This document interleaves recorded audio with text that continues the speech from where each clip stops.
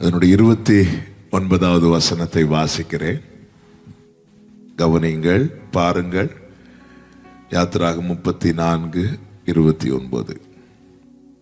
மோசே சாட்சி பலகைகள் இரண்டையும் தன் கையில் எடுத்துக்கொண்டு சீனாய் மலையிலிருந்து இறங்குகிற போது தன்னோடே அவர் பேசினதினாலே தன் முகம் பிரகாசித்திருப்பதை அவன் அறியாதிருந்தான்.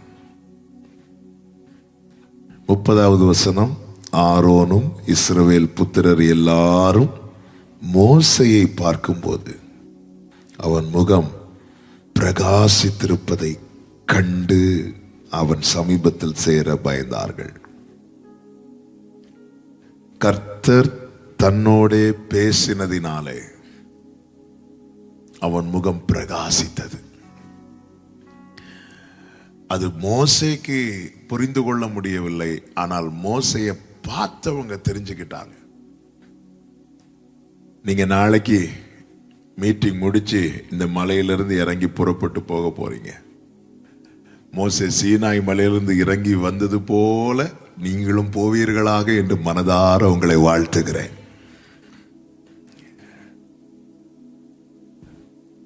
மோசையும் கர்த்தரும் அதிகமாய் பேசுகிறவர்கள். நம்ம வர்ஷிப்ல கூட உறவை குறித்து தான் அதிகமாய் கேட்டு கேட்டு குயவனே குயவனேன்னு பாடிட்டே இருந்தோம்.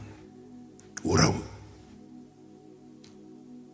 ஆண்டவராகிய இயேசு கிறிஸ்து சிலுவையிலே நாம் அவரோடு நெருங்கும்படியான ஜீவ மார்க்கத்தை நமக்கு கிருபையாய் ஏற்படுத்தி தந்திருக்கிறார். Who is your best friend அப்படின்னு கேட்டா நம்ம ஒரு பர்சனை சொல்லுவோம். அந்த பர்சன் ஜீசஸா இருக்க வேண்டும் என்று கர்த்தர் விரும்புகிறார். இந்த மோசே ஆண்டவர் ரெண்டு பேரும் பேசுகிற அனுபவத்தை யாத்திராகமம் 33:11 சொல்லப்பட்டிருக்கிறது. ஒருவன் தன் சிநேகிதனோட பேசுவது போல. ஒரு ஃப்ரெண்டு கிட்ட ஒருத்தங்க எப்படி பேசுறாங்களோ கர்த்தர் மோசையோட முகமுகமாய் பேசினார் என்று சொல்லப்பட்டிருக்கிறது. நல்ல கவனமாய் கேளுங்கள். ஆண்டவர்கிட்ட பேச முடியுமா? ஆண்டவர்கிட்ட தான் பேச முடியும். உண்மையா நல்லா பேச முடியும். அதனாலதான் வந்தோன்னு கேட்ட எத்தனை பேர் பர்சனலா இந்த யூத் கேம்ப் விசேஷமாய் உங்களுக்கும் ஆண்டவருக்கும் இடையே இருக்கிற அந்த உறவு பலப்படுவதற்கும் வளருவதற்கும் ஏதுவாய் அமைவதாக என்பதுதான் எங்களுடைய பிரேயர். இந்த மாலை வேளையில ஆண்டவர்கிட்ட அதுதான் கேட்டேன். ஆண்டவரே, பிள்ளைங்க கிட்ட என்ன பேச வேண்டும்? ஆண்டவர் இந்த உறவை பேசு அப்படின்னார். உறவை பேசு. இன்னைக்கு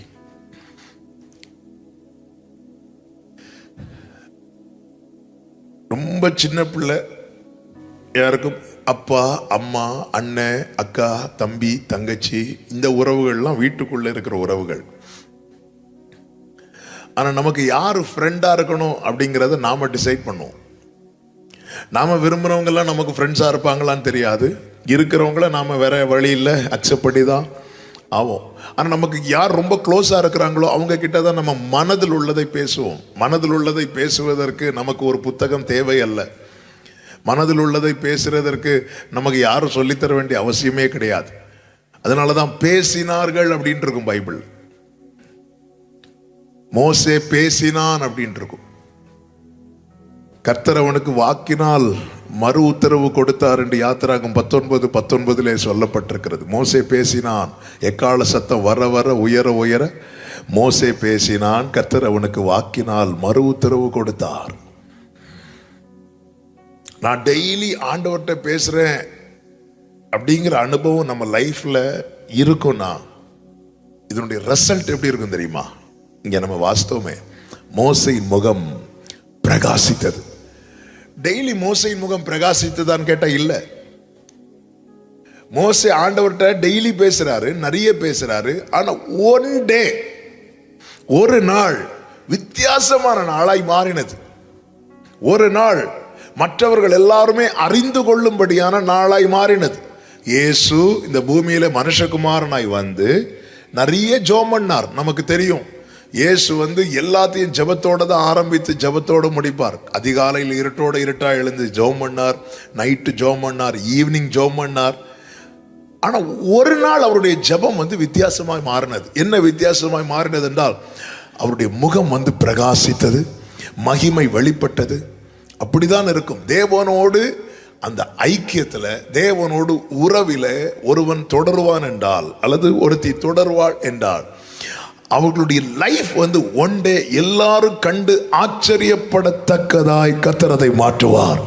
அதை தான் வேதம் சொல்லுகிறது, ஆகாதென்று தள்ளின கல்லை கர்த்தர் தலைக்கல்லாக்கினார், இது கர்த்தராலே ஆயிற்று, நம்முடைய கண்களுக்கு ஆச்சரியமாயிருக்கிறது. இந்த மோசையின் ஆரம்பம் நமக்கு தெரியும். மோசே பிறக்கிறதுக்கு முன்னாடியே சட்டம் போட்டாச்சு. என்ன சட்டம்? பிறக்கிற ஆண் குழந்தை எல்லாவற்றையும் கொலை செய்ய வேண்டும், நைல் நதியில தூக்கி போடணும். இதுதான் மோசையின் ஆரம்பம். மோசே ஆரம்பிக்கிறதுக்கு முன்னாடி மோசையின் முடிவை வந்து சத்துரு எழுத பார்த்தான். ஆனால் கர்த்தர் கிருபையாய் அவனை காப்பாற்றினார். கர்த்தர் அவரை வளர்த்தார், கர்த்தர் அவரை ஆளாக்கினார். 40 வயது வரை எகிப்திலே மோசே வளர்ந்த காரியம்லாம் நமக்கு தெரியும். ஆனால் மோசைக்கு ஆண்டவருக்கு எந்த தொடர்புமே இல்லை, எந்த ஒரு டச்சுமே கிடையாது. ஆனா கர்த்தர் எல்லாவற்றையும் பார்த்து பார்த்து பார்த்து பார்த்து, கர்த்தருடைய பொறுமை என்பது ரொம்ப ஆச்சரியமானது. பவுல் சொல்றார், பாவிகளில் பிரதான பாவி நான், அப்படி இருந்தும் என் மேல அவர் தம்முடைய பொறுமையை காண்பித்தார் அப்படின்னார். 40வது வயசுல இஸ்ரவேல் ஜனங்களை தன் மூலமாய் கர்த்தர் சந்திப்பார், விடுவிப்பார் நினைக்கும் போது அவன் நினைக்கிறதுக்கு மாறான காரியங்கள் நடக்கிறது. எகிப்தை விட்டு மோசே வெளியே வருகிறான். அடுத்த 40 இயர்ஸ் போயிட்டு, ஆண்டவரேன்னு மோசே இதுவரை கூப்பிடவே இல்லை, எதுவுமே கூப்பிடல, எதுவுமே செய்யல. மோசே அவன் தன் மாமனாருடைய ஆடுகளை மேய்த்து கொண்டிருக்கிறான். இப்படி இருக்கும்போது தான் ஓரே பர்வதத்தில் முச்செடி பற்றி எரிகிறது. பட்டி எறிந்தும் அது வெந்து போகாமல் இருக்கிறது. இந்த அற்புத காட்சியை பார்க்கும்படி மோசே கிட்ட வருகிறான். அந்த முச்செடியில யார் எழுந்தருளி இருக்கிறார் தெரியுமா? கர்த்தர் எழுந்தருளி இருக்கிறார். வெயிட் பண்ணிட்டே இருக்கிறார். யாருக்காக தெரியுமா? மோசே கிட்ட வருவதற்காக. அந்த முச்செடியிலே தேவன் எழுந்தருளினது வேற யாருக்காகவும் கிடையாது, அந்த ஒரு பர்சனுக்காக. அந்த ஒரு பர்சன் தான் யார் அப்படின்னா மோசே. எப்பவுமே புரிந்து கொள்ளுங்கள், இன்னைக்கு ஒரு 700 பேர் இருக்கிறீங்கன்னு நினைக்கிறேன், ஒரு 700 பேர் இருக்கிறீங்க. ஆனால் நீங்கள் இருக்கும்போது எப்படி எந்த மைண்ட் செட்டில் இருக்கணும்னா, இன்னைக்கு இந்த மீட்டிங் அரேஞ்ச் பண்ணது இந்த 700 பேருக்காக கிடையாது, என் ஒருவனுக்காக, என் ஒரு ஆளுக்காக. அப்படி நம்புறவங்க மட்டும் கையை அப்படி அசைச்சு ஆமேன்னு சொல்லுங்க பார்க்கலாம். ஆமே. எதுக்கு கை அசைச்சிங்க? ஆமே. நான் இப்போவுமே அப்படிதான். சபைக்குன்னு கர்த்தர் வேர்டு கொடுத்தாலும் நான் அதை எப்படி எடுப்பேன்னா, எனக்காக ஆண்டவர் பேசுகிறார், நான் சர்ச்சையை கொடுத்துட்டு போகிறேன். ஆமே. இதை விட்டு கொடுக்கவே கூடாது. இந்த விஷயத்தில் மட்டும் யாரும் விட்டு கொடுக்கவே கூடாது. ஆண்டவர் வந்து ஒரு திரள் கூட்டத்தில் அவர் இடைபடுவதை விட 1 to 1 ஆண்டவருக்கு ரொம்ப பிடிக்கும். ரொம்ப பிடிக்கும். மணிக்கணக்கில் ஆண்டவர் பேசுவார்.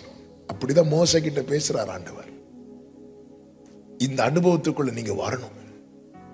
இந்த அனுபவத்துக்குள்ள நீங்க வந்துட்டீங்கன்னா நீங்க ஜெயிச்சிட்டீங்கன்னு அர்த்தம். இன்னைக்கு காலை செஷன்ல ஆண்டவர் வந்து அநேகரை அவருடைய ட்ராக்ல கொண்டு வந்திருக்கிறார்.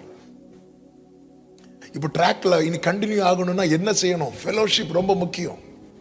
வனாந்திரத்திலிருந்து தன் நேசர் மேல் சார்ந்து கொண்டு வருகிற இவள் யார்? தனியா நடக்க முடியாது, தனியா ஒண்ணுமே பண்ண முடியாது, எதுவுமே பண்ண முடியாது. என்ன எல்லாம் உங்களால் ஒன்றும் செய்யக்கூடாதுன்னே ஆண்டவரே சொல்லிட்டார். அப்ப அவரு கூட நடக்கணும்னா அவரு கூட அவ்வளவு ஐக்கியம் இருக்கணும்ல, அவ்வளவு அன்பு இருக்கணும்ல.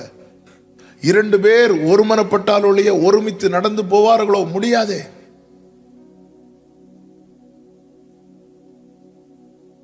எந்த அளவுக்கு நாம் அவர் மேல பிரியமா இருக்கிறோம், நேசமா இருக்கிறோம், இது ரொம்ப முக்கியம். முச்செடி எரிகிறது, மோசே அதை பார்க்க கிட்ட வருகிறான். யாத்திராகம் 3வது அதிகாரம் 3வது அதிகாரத்தில் கர்த்தருக்கு மகிமை உண்டாவதாக 2வது வசனத்தில் சொல்லப்பட்டிருக்கிறது, அங்கே கர்த்தருடைய தூதனானவர் ஒரு முச்செடியின் நடுவில் இருந்து உண்டான அக்கினி ஜுவாலையிலே நின்று அவனுக்கு தரிசனமானார் சொல்லப்பட்டிருக்கிறது. அப்போ அந்த அக்கினி ஜுவாலை நடுவில் யார் நிற்கிறா? சத்தமா சொல்லுங்க. யார் நிக்கிறா? கர்த்தர் நிக்கிறார். எவ்வளவு நேரம் நிக்கிறார்? மோசே வர்றது வர. 3வது வசனத்திலே சொல்லப்பட்டிருக்கிறது, அப்பொழுது மோசே, இந்த முட்செடி வெந்து போகாதிருக்கிறது என்ன? நான் கிட்ட போய் அந்த அற்புத காட்சியை பார்ப்பேன் என்றான். அவன் பார்க்கும்படி கிட்ட வருகிறதை கர்த்தர் கண்டார். முட்செடியின் நடுவில் இருந்து தேவன் அவனை நோக்கி கூப்பிட்டார் என்று வேதம் சொல்லுகிறது. நீங்க அவர் கிட்ட போறதுக்கு ஒரு ஸ்டெப் எப்போ எடுத்து வைப்பீங்கன்னு அவர் பார்த்துட்டு இருக்கிறார். நல்ல கவனிங்க. மோசே இதுவரை பிரேயர் பண்ணி பழக்கம் உண்டான்லாம் தெரியல. ஆண்டவரோடு எந்த கான்வர்சேஷனும் இதுவரை கிடையாது. மோசேக்கு எந்த பழக்கமும் கிடையாது. ஏன்னா மோசே வளர்ந்தது கம்ப்ளீட்டா எகிப்துல, அதுவும் பார்வோன் வீட்டுல. ஆனா மோசையோடு பேசுவதற்காக கர்த்தர் எங்க வெயிட் பண்ணிட்டு இருக்கிறார் தெரியுமா? தீக்குள்ள, அக்னிக்குள்ள.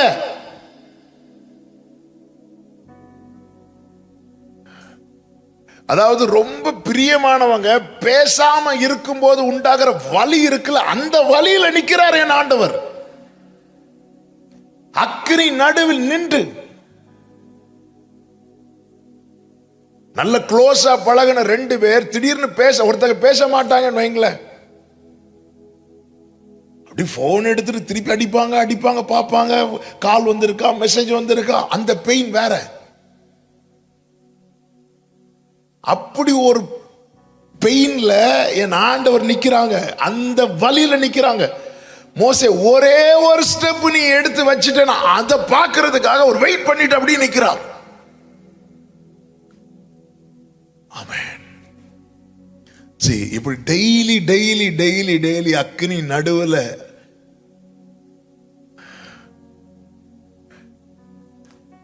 இன்னைக்கு என் பிள்ளை என்கிட்ட பேசுவா, இன்னைக்கு என் பிள்ளை என்கிட்ட பேசுவான், இன்னைக்கு நைட்டு என்கிட்ட பேசுவா, இன்னைக்கு நைட்டு என்கிட்ட பேசுவான், இந்த டே மார்னிங் என் கூட. இப்படி டெய்லி நம்ம ஆண்டவருக்கு இன்னும் பெயினை கொடுத்துட்டே இருக்கிறோமா? இந்த இடத்துல மட்டும் மோசே கண்டுக்காம போயிருந்தா, மோசே நெருங்காம போயிருந்தா, அங்க இருக்கிறதெல்லாம் என்ன தெரியுமா? முள்ளு, அக்னி. யாருங்க நெருங்குவா? யாரும் நெருங்க மாட்டாங்க. ஆனா மோசே கிட்ட போய் பார்க்கிறான். பேசுறது கூட போகல, நான் ஆண்டவர்கிட்ட பேச போறேன் அப்படி இல்லை. ஒரு ஸ்டெப் எடுத்து ஃப்ரெண்ட்ல வைக்கிறான். எதுக்கு வச்சான் அவனுக்கும் தெரியல. அவன் ஜஸ்ட் பார்க்கறது. அவன் கிட்ட வருகிறதை கர்த்தர் கண்டு, மோசே அப்படிங்கிறார். அவன் கிட்ட வருகிறதை கர்த்தர் கண்டு பார்த்துட்டே இருக்கிறார். மோசே இப்படி வந்துட்டே இருக்கிறான், பக்கத்துல வரான். இதே போலதான் நம்ம நிறைய வாட்டி டெய்லி காலையில எழும்புனதும் திடீர்னு ஒரு நாள் 4 மணிக்கு எழும்பும். ஆண்டவர் வெயிட் பண்ணிட்டே இருப்பார். பரவாயில்ல, பிள்ளை 4 மணிக்கு எழும்பிட்டாளே, இன்னைக்கு ஜோம் பண்ண போறாளா, வந்து பார்த்தா திரும்பி படுத்து தூங்கிடுவோம். ஆண்டவர் வெயிட் பண்ணி அவர் கிட்ட வருகிறதை பார்த்து,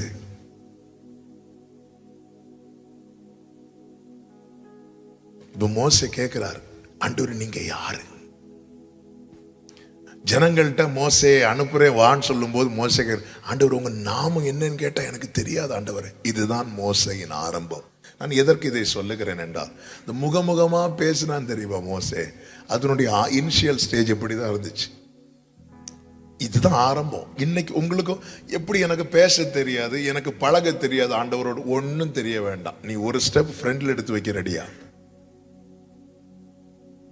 அந்த அறிவு கெட்டாத அன்பின் நீளம், அகலம், ஆழம், உயரம், அதற்குள்ளே உன்னை இழுத்து கொண்டு போக கர்த்தர் ரெடியா இருக்கிறார். ஆண்டவரே உங்க பேர் என்னன்னு கேட்டா எனக்கு சொல்ல தெரியாது ஆண்டவரே. ஆண்டவர் மெதுவா அவனுக்கு சொல்லி கொடுக்கிறார், புரிய வைக்கிறார். அந்த இடத்துலதான் மோசையும் ஆண்டவரும் அறிமுகமாகிறார்கள். ஆண்டவருக்கு மோசையும் முன்னமே தெரியும். மோசைக்கு தேவன் தம்மை அறிமுகப்படுத்துகிறார். நான் இருக்கிறவராகவே இருக்கிறேன் மோசே. ஆபிரகாமோடு நான் இருந்தேன், ஈசாக்கோடு நான் இருந்தேன், யாக்கோபோடு நான் இருந்தேன். இன்னைக்கு ஆபிரகாம் இல்லை, ஆனா நான் இருக்கிறேன். ஈசாக் இல்லை, நான் இருக்கிறேன். யாக்கோபு இல்லை, நான் இருக்கிறேன். மோசே நான் உன் கூட இருப்பேன். என் நாமம் யெகோவா, நான் இருக்கிறவராகவே இருக்கிறேன்.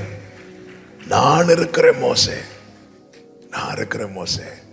அந்த வசனம் படிக்கும் போதெல்லாம் எப்படி தெரியுமா நான் படிப்பேன்? நான் இருக்கிறேன்டா உனக்கு, நான் இருக்கிற மோசே, நான் இருக்கிற மோசே.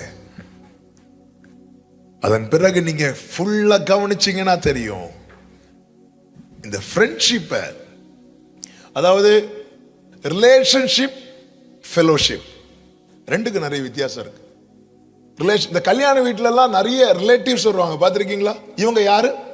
இவங்க ஒண்ணு விட்ட உறவு, இவங்க தூரத்து சொந்தம், இவங்க பக்கத்து சொந்தம், இவங்க 50 கிலோமீட்டர் தள்ளி சொந்தம். இவங்க எல்லாம் ரிலேட்டிவ், ஏதோ ஒரு வகையில ரிலேட்டிவா இருப்பாங்க. ஆனா அவங்க கூட நமக்கு எந்த டச்சுமே இருக்காது, எந்த கான்டாக்டுமே இருக்காது. ஃபெலோஷிப்ங்கிறது என்ன தெரியுமா? ஒருத்தங்கிட்ட நம்ம பேசி பழகிட்டே இருப்போம் தெரியுமா? அவங்க அவங்க சில பாருங்க, ரிலேட்டிவ்ஸ்ட கூட ரொம்ப பேச மாட்டாங்க, ஆனா சில நண்பர்கள்ட்ட வந்து ரொம்ப பேசுவாங்க. எதுனாலும் அவங்கள்ட்ட தான் ஷேர் பண்ணுவாங்க, எதுனாலும் அவங்கள்ட்ட தான் பேசுவாங்க. அந்த இடத்துல ரிலேஷன்ஷிப்பை விட எது ரொம்ப வேல்யூபிளா இருக்குன்னா ஃபெலோஷிப். நாம் அவரை ஏற்றுக்கொள்ளும் போது நம்ம பிள்ளைகள் ஆயிட்டோம். அவர் அப்பா, இளையகுமாரன் பன்றிகள் நடுவில் இருக்கிறான், தகப்பன் வீட்டில் இருக்கிறார். உறவு மாறல, ஆனா அந்த உறவு இங்க வேல்யூ இல்லாம இருக்கு. நிறைய சொந்தக்காரங்க நிறைய பேர் நமக்கு எப்படி வீட்டில் காட்டி தருவாங்க தெரியுமா? போட்டோல. அவ்வளவுதான் ஐக்கியம்.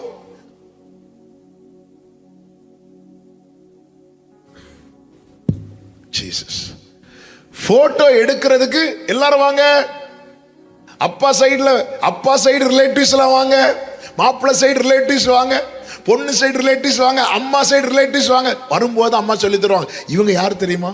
தெரியாது, ஒருத்தரையும் தெரியாது. அதுவும் இப்போ உள்ள பிள்ளைகளுக்கு ஒருத்தரையும் தெரியாது. இவங்கடா, அவங்கடா என்டெல்லாம் கேட்பாங்க, இவங்களுக்கு தெரியுமா? தெரியும், தலையாட்டுவேன். நிறைய பேர் தெரியாது. எல்லாம் ஒரு போட்டோக்காக அல்லது ஒரு ஃபங்க்ஷன், ஒரு ஒன் டே ஈவெண்ட்டுக்காக. இன்னைக்கு ஆண்டவர் சிலுவையில் நமக்கு ஒரு உறவை சம்பாதித்து தந்திருக்கிறாரு. எதுக்கு தெரியுமா? இப்படி வருஷத்துக்கு ஒருக்கா ஆண்டவரை பார்த்துட்டு போறதற்கல்ல, பழகுவதற்கு. ஏங்க, பழகுவதற்காக தானங்க அவர் அவருடைய சாயலில் நம்மை படைத்தார். ஏன் ஒரு தூதனை போல நம்மை உருவாக்கினால் என்ன, அல்லது வேற எப்படி உருவாக்கினால் என்ன? தமது சாயலாகவே. அதனாலதான் கேப்ரியலே, நான் மண்ணுல ஒண்ணு செஞ்சு வச்சிருக்கிற, நீ போய் ஊதுன்னு சொல்லாம அவரே அப்படி ஊதுறாரு. உதவாத என்னில் நீர் உறவானீர், நீங்க இல்லாம என் பொழுது விடியாதே. உதவாத என்னில் நீர் உறவானீர், நீங்க இல்லாம என் பொழுது விடியாதே. நீங்க இல்லாம என் பொழுது விடியாதே. நீங்க சொல்லுங்க, நீங்க இல்லாம. வலது கையை உயர்த்தி கண்களை ஏறெடுத்து, தேவகுமாரா சத்தமா ஆமென். தேவகுமாரா அப்படியே சொல்லுங்க. நீங்க நினைச்சா எஸ், ஆசீர்வாதம் தான். என்ன மறந்தா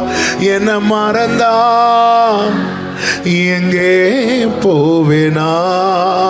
நீங்க நினைச்சா எஸ், ஆசீர்வாதம் தான். என்ன மறந்தா எங்கே போவேனா? தேவகுமார், க்ளோரி தேவகுமாரா.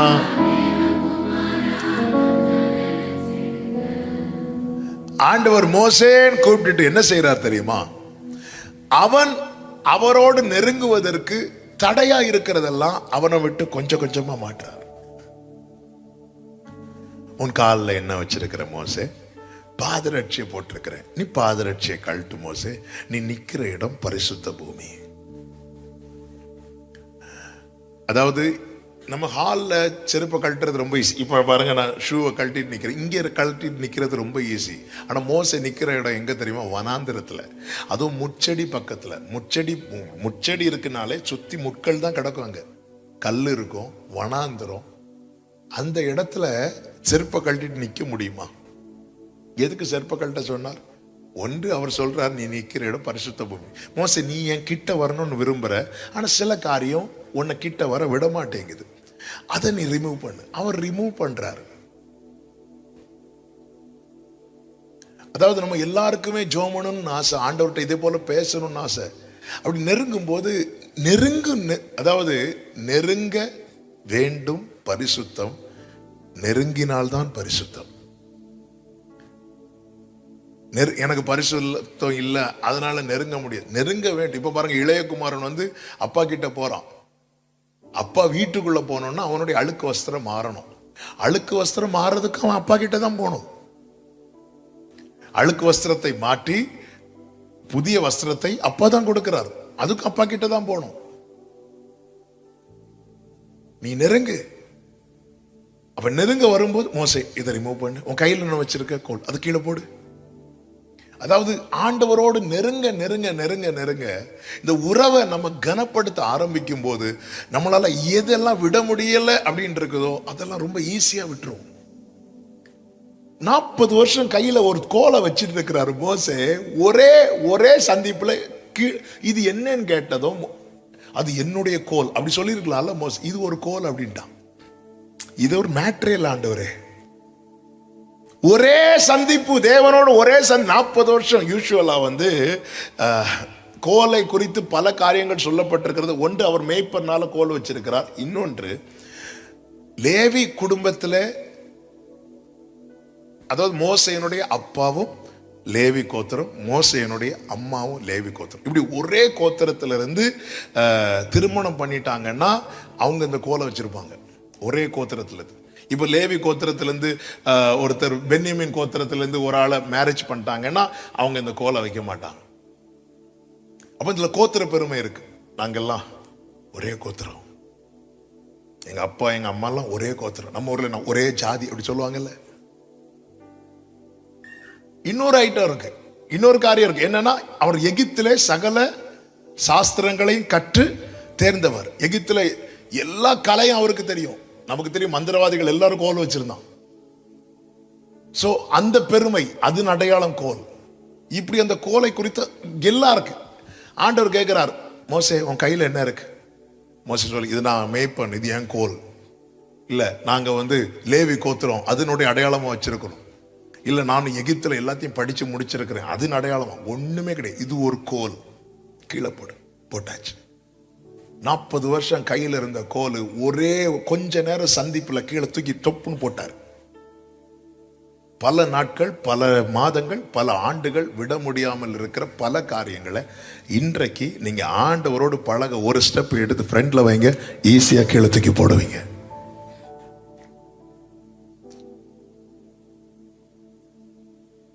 என் லைஃப்ல எல்லாம் சில காரியத்தெல்லாம் மாற்றவே முடியாதுன்னு ஆண்டவர்கிட்டே சொன்னேன். அதனால ஆண்டவர்கிட்ட என்ன சொல்றேன்னா, ஆண்டவர் இந்த ஒரு காரியம் இருக்கிறதுனால என்ன கிடைக்காதோ அதை தவிர மீதி எல்லாத்தையும் எனக்கு தாங்க ஆண்டவரே.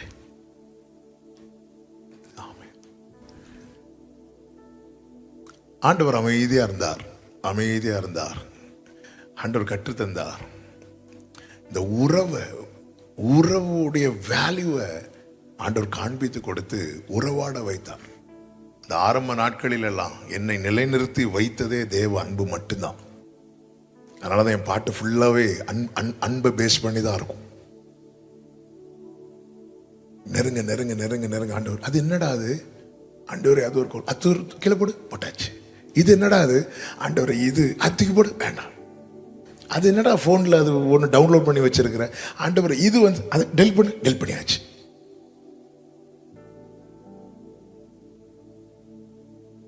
அது என்ன அக்கௌண்ட் ஆண்டவரே? ஃபேஸ்புக். ஒரு 1 மந்த்துக்கு சைன் அவுட் பண்ணு, சைன் அவுட் 1 மந்த். இவ்வளவு நாளுக்கு அது பார்க்காத, இவ்வளவு நாளுக்கு அது வேண்டாம். அதாவது ஒரு காலத்துல முடியவே முடியாது. நான் முந்தி வந்து கிரிக்கெட்னா எனக்கு ரொம்ப பிடிக்கும். கிரிக்கெட்னா அப்படி பிடிக்கும். கிரிக்கெட் தப்பா தப்பு அதில் ரெண்டாவது மேட்டர். ஆனால் எனக்கு அது ரொம்ப பிடிக்கும். ரொம்ப கிரிக்கெட் மேட்ச் நடக்குதுன்னா அவ்வளோதான். இப்போ நீங்கள் கிரிக்கெட் பார்க்க மாட்டீங்களா? பார்ப்பேன். ஆனால் அது எனக்கு உள்ள இருந்து போயிட்டு, இப்போ எனக்கு பார்த்தாலும் ஒன்றும் இல்லை, பார்க்கலனாலும் ஒன்றும் இல்லை. அது என்னது? அது ஒன்றும் இல்லை. இதெல்லாம் எப்படி சாத்தியாச்சுன்னா, நான் சொல்லக்கூடியதை மட்டும் தான் வெளியே சொன்னேன். அதனால தான் ஸ்டாண்டர்டாக கிரிக்கெட்னு சொன்னேன். வேறெல்லாம் சொல்ல முடியாது. பட் நெருங்க நெருங்க நெருங்க நெருங்க அதெல்லாம் அது ஒரு மேட்ரு இல்லாமல் ஆயிட்டு. சிம்பிள். 40 வருஷம் ஒருத்தன் கையில் அப்படி இருக பிடித்து இருக்கிற கோல், அது என்னடா? அது கோல் கீழே போட்டாச்சு. கீழே போட்டதுக்கு அப்புறம் தான் காட்டி கொடுக்கிறார், டே நீ அது பாம்புடாது, உன் கையில இவ்வளவு நாள் வச்சிருந்த பாரு, அது பாம்பு.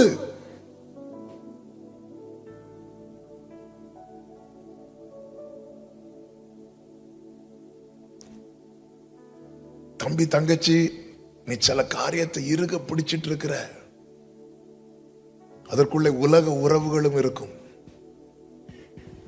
உலக உறவுகள் இருக்கு, வெளியே தெரியாது. அந்த காலத்துல நாங்கெல்லாம் படிக்கும் போது இன்ஸ்டாலாம் கிடையாது. இப்பெல்லாம் எல்லாமே இன்ஸ்டா. எங்கிருந்து எப்படி உள்ள வரானே தெரியாது. ஆனா சர்ச்சில் க்ளோரி, ஹalleluya, ரத்தம் ஜெயம்.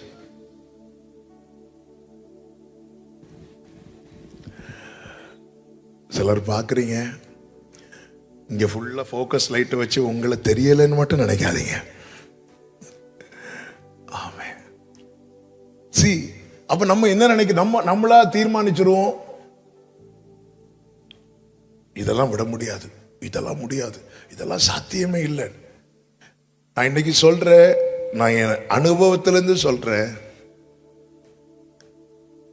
நீங்க ஒரு ஸ்டெப் ஆண்டவரோடு பழகிறதுக்கு எப்படி எடுத்து வச்சு பாருங்க. ஆண்டவர் கேட்பாரு, அது என்னது அப்படின்னு கேட்பாரு. ஆண்டவரே கீழே போடு, என்னங்க ஆண்டவரே, என்னங்க அப்படி? அதெல்லாம் முடியாது, அதெல்லாம் முடியாது, அதெல்லாம் முடியாது, அதெல்லாம் முடியாதுன்னு மோசே பின்னாடி போயிருந்திருப்பான் என்றால், இத்தனை வருடம் மோசே வாழ்ந்ததற்கான அர்த்தமே இல்லாமல் போயிருந்திருக்கும். கர்த்தர் வலியோடு வேதனையோடு அந்த முச்சடியின் நடுவில் இருந்து திரும்ப போயிருந்திருப்பார். அவர் முச்சடி ஏங்க ஏதேனை உண்டாக்கி அதிலே உலாவின் ஆண்டவருக்கு இந்த முச்சடியை தேவதார விருட்சமாய் மாற்றி அதற்குள்ளிருந்து எழுந்தருள இருக்கலாமா வேண்டாமா? பண்ணியிருக்கலாம்ல. அவர் அப்படி பண்ணலையே. இருக்கிற சிச்சுவேஷன்ல அக்னி நடுவில் நிற்கிறார் இந்த மோசே. நீ வர லேட்டாக லேட்டாக லேட்டாக அவருக்கு பெயின் ஜாஸ்தி ஆயிட்டே இருக்கு. என் தங்கச்சி அமெரிக்காவில் இருக்கிறா. நைட்டு ஒரு 10லேருந்து 11 மணிக்குள்ள கூப்பிடுவா எங்க அம்மாக்கு. 11 மணி தாண்டிட்டு எங்க அம்மாக்கு பக்கு பக்கு பக்கு பக்குன்னு இருக்கும். என்னம்மா தூங்காம முழிச்சிருக்கிறீங்க? இல்லப்பா, அவன் இன்னும் ஃபோன் பண்ணல. அதான் நேத்து பேசியாச்சு. இல்லாமா நேத்து பேசியாச்சு, இன்னைக்கு பேசலையே. டைம் தாண்ட தாண்ட தாண்ட தாண்ட ஹார்ட் பீட்லாம் ரேஸ் ஆகும். பிள்ளைங்க ஸ்கூலுக்கு போயிட்டு 5 மணிக்கு வீட்டுக்கு வருவாங்க. 5 ஆயிட்டு 6 ஆயிட்டு 7 ஆயிட்டு வரலன்னதும் நெஞ்சு துடிக்கும்ல. ஆண்டவர் அப்படி ஒரு பெயின்ல இருக்கிறார் தம்பி, அப்படி ஒரு பெயின்ல இருக்கிறார் தங்கச்சி. உன்னை தேவன் தெரியும், உனக்கு தெரியல. நீ என்ன நினைக்கிற தெரியுமா? ஆண்டவர் அவங்கள கூட தான் இவங்க கூட தான் பேசுவார்னு.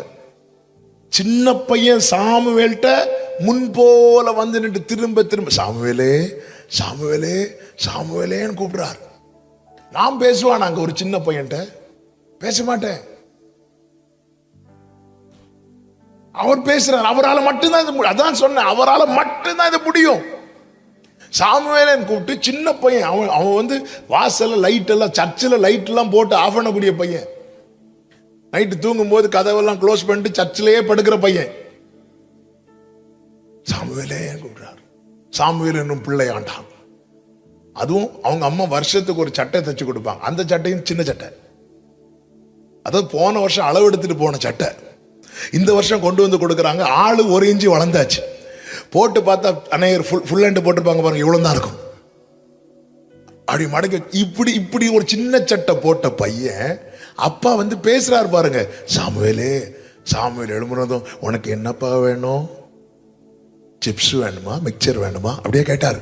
இல்ல, அவர் மனசுல என்ன இருக்குதோ அதை ஓபன் பண்றார். அது சாமுவேல்ட்ட ஓபன் பண்றார்.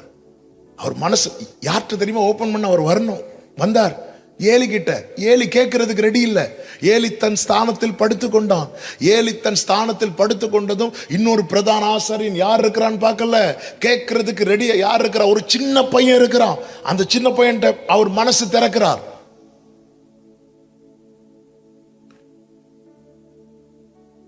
உதவாத எண்ணில் நீர் உறவானீர், நீங்க இல்லாம என் பொழுது விடியாதே.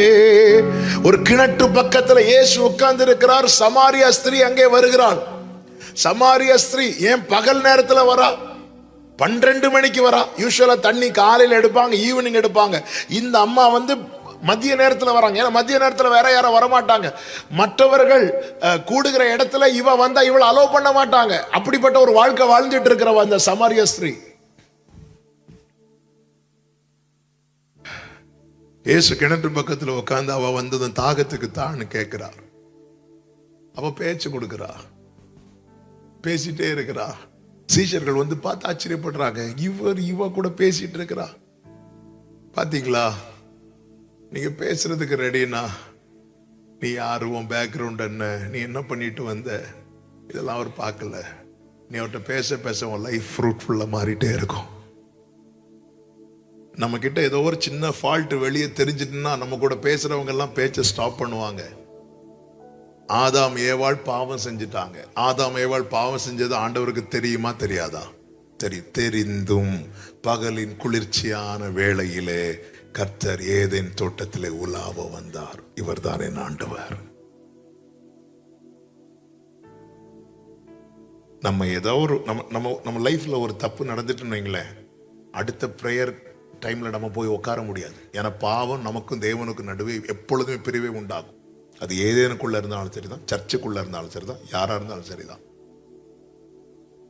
இப்ப நான் அவங்க மத்தியில் ஒயிட் அண்ட் ஒயிட் போட்டு பேசிட்டு இருக்கிறேன். என் லைஃப்ல ஒரு பாவம் இப்பொழுது அல்லது இன்னைக்கு வெளிப்படுமானால் அது என்னை எங்க பாதிக்கும் ஃபர்ஸ்ட் தெரியுமா? என்னுடைய நெக்ஸ்ட் பிரேயர் டைம் இருக்குல்ல, அது டெஃபினட்டா 100% பாதிக்கும்.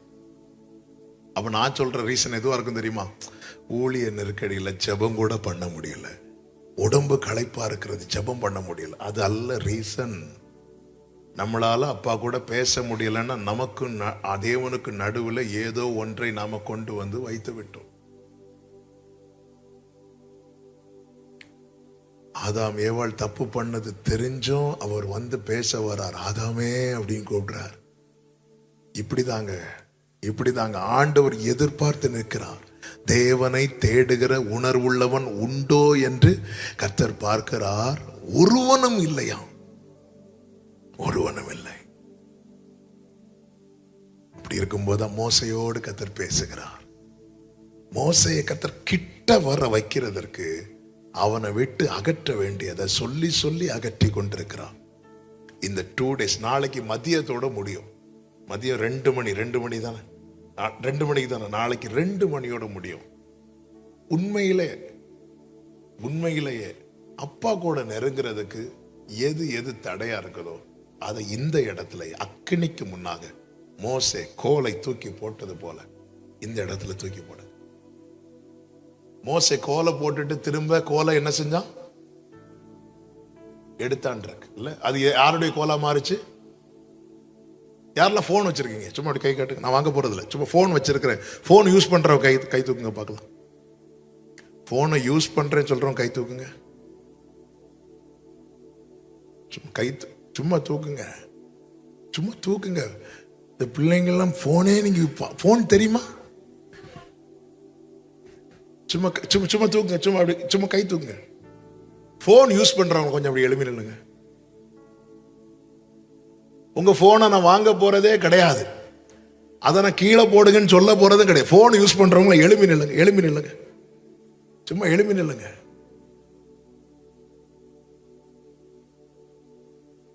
ஆண்களுக்காக நான் ஆண்டவரை ஸ்தோத்திரிக்கிறேன். குயிக்கா எழுப்பிட்டானுங்க. இல்ல உங்களை போனோட சேர்த்து கட்டி வச்சிருக்கா. ஓகே, உங்க போன் இப்போ உங்க கையில இருக்கா? வாங்கிட்டாங்களா? சரி, ஓகே. மோசே கோலை தேவ சமூகத்தில் என்ன செய்தார் தெரியுமா? போட்டார். ஆண்டவர் திரும்ப அதை எடுத்தார். நீங்க போனை தூக்கி போட்டு உடைங்க அப்படிலாம் நான் சொல்ல மாட்டேன். அடுத்து எடுத்ததுக்கு அப்புறம் அந்த கோல் தேவனுடைய கோலா மாறிச்சு.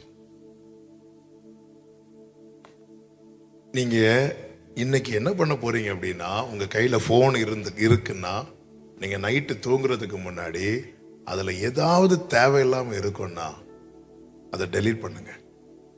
ஆண்டவரே, இந்த போனை பரிசுத்தப்படுத்துங்க. முதல்ல போனை பரிசுத்தப்படுத்துறது உங்க கையில தான் இருக்கு. நீங்க போனை பரிசுத்தப்படுத்துங்க. தேவையில்லாதது வேண்டாம். இப்போ Facebook யூஸ் பண்றது தப்பா கரெக்டா? நான் சொல்றேன், நானே சொல்றேன். மைக் என்கிட்ட தான் இருக்கு, நான் பேசுறேன். Facebook நீங்க யூஸ் பண்றதுனால நீங்க இடறீங்களா? அது வேண்டாம். நான் Facebook யூஸ் பண்றேன், இன்ஸ்டா யூஸ் பண்றேன். நான் டைம் செட் பண்ணி வச்சிருக்கிறேன்.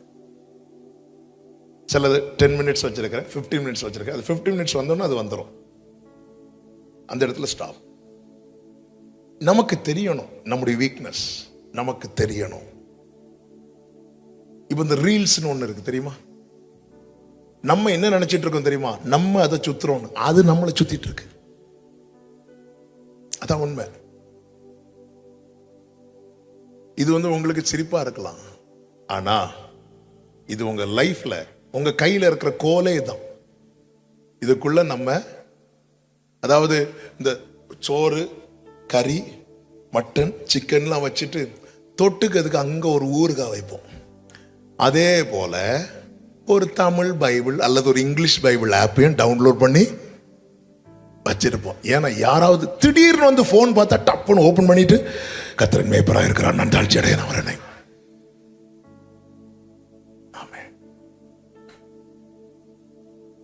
இந்த கர்த்தருடைய சத்தம் நகரத்தை நோக்கி கூப்பிடுகிறது, ஞானம் உள்ளவன் அவருடைய நாமத்தை மதிப்பான். நீங்க அவரோடு இருக்கிற உறவு எனக்கு வேணும்னா இந்த போன்ல இருக்கிற தீமையான காரியத்தை அக்கினிக்கு முன்னாக தூக்கி போடுவது என்றால் என்ன? அதை அப்படியே எடுத்து அன்இன்ஸ்டால் பண்ணு. உட்காருங்க. நான் ஏதோ போனை கேட்டுருவேணும்னு சொல்லி சிலர் அட்வான்ஸா, இல்ல எங்க கையில இதான். நான் ஆண்டவர்கிட்ட நெருங்குறதற்கு எனக்கு எது தடையா இருக்கிறது? தேவனோடு நெருங்குவதற்கு எது தடையா இருக்கிறது?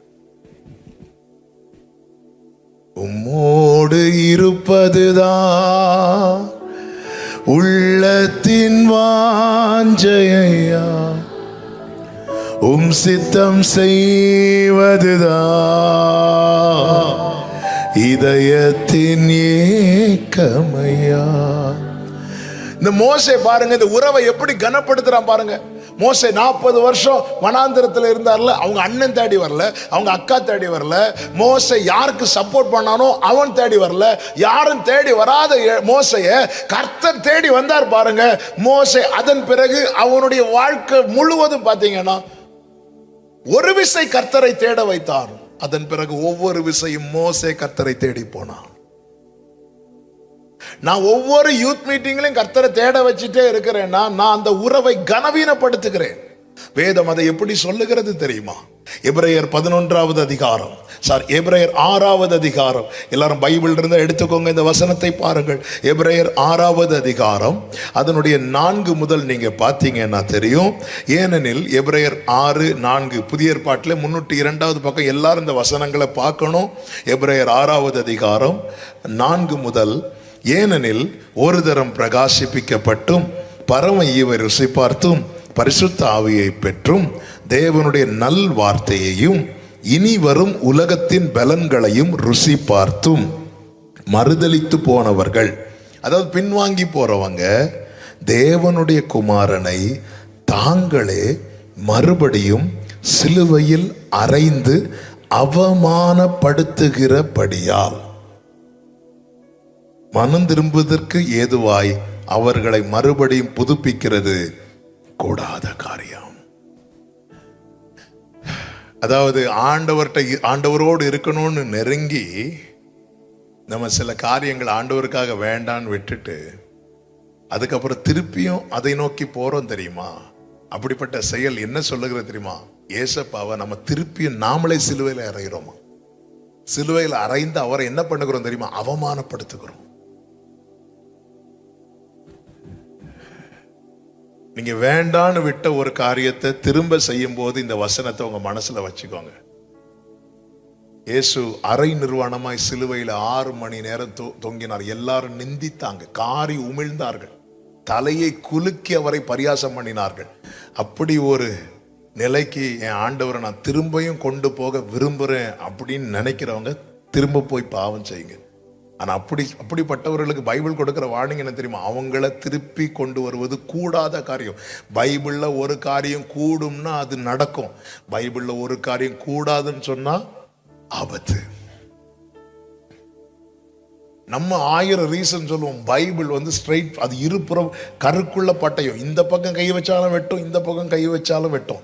அது சரியா தான் ஹேண்டில் பண்ண முடியும். வசனம் யாருக்காகவும் வளைந்து கொடுக்காது. நாம தான் வசனத்துக்கு வளைந்து கொடுக்க வேண்டும்.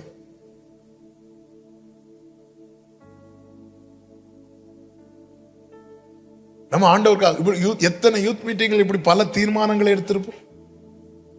எத்தனை யூத் மீட்டிங்ல திரும்ப திரும்ப திரும்ப திரும்ப போகிற செயல் எப்படி இருக்கு தெரியுமா? ஆண்டவரை திரும்ப திரும்ப திரும்ப திரும்ப சிலுவையில் அடைக்கிற மாதிரி இருக்கு. யூதாஸ் ஒரு விசை தான் ஆண்டவரை காட்டி கொடுத்தார். நம்ம எத்தனை விசை? பேதுரு 3 விசை தான் கர்த்தரை மறுதலித்தான். நாம எத்தனை விசை? ஏன் உறவை வேல்யூ பண்ணல, உறவை மதிக்கல. நான் செகண்ட் இயர் படிக்கும் போது,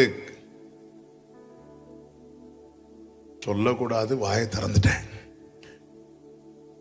செகண்ட் இயர் படிக்கும்போது காலேஜ்லேருந்து எங்கள் வீட்டுக்கு ஃபோன் போயிட்டு, இப்படி உங்கள் பையன் அட்டண்டன்ஸ் ரொம்ப கம்மியாக வச்சிருக்கிறான், இப்படி இருந்தா அவன் எக்ஸாம்லாம் எழுத முடியாது அப்படின்னு சொல்லிட்டு வீட்டுக்கு ஃபோன் பண்ணிட்டாங்க. வீட்டிலேருந்து எங்கள் அப்பா வராங்க. எனக்கு அப்பா காலேஜில் வராங்க, அப்படி எங்கள் கார் வருது, எங்கள் அப்பா இறங்கி வராங்க. எனக்கு ரொம்ப அப்பாவை இப்படி கொண்டு வந்து நிறுத்திட்டேனே. கொஸ்டின் பண்ணுறாங்க. எங்க அப்பா வந்துட்டாங்கன்னு தெரிஞ்சதும் எனக்கு பாடம் எடுத்தவங்களுக்கெல்லாம் கொண்டாட்டம். இந்த சாஸ்திரிகள் காணிக்கை கொண்டு வந்தது போல நான் எழுதின எக்ஸாம் பேப்பரோட ஒவ்வொரு மேடமா வராங்க. இவங்கெல்லாம் எப்போ வந்தாங்க? எல்லாரும் வராங்க, என்ன பார்த்து சிரிக்கிறாங்க. ஜான்சன் அப்பாவா வா, எல்லாம் கம்ப்ளைண்ட் மேல கம்ப்ளைண்ட் வைக்கிறாங்க. நான் இப்படி இருக்கிறேன். எங்க அப்பா ஒரே ஒரு வார்த்தை சொன்னாங்க,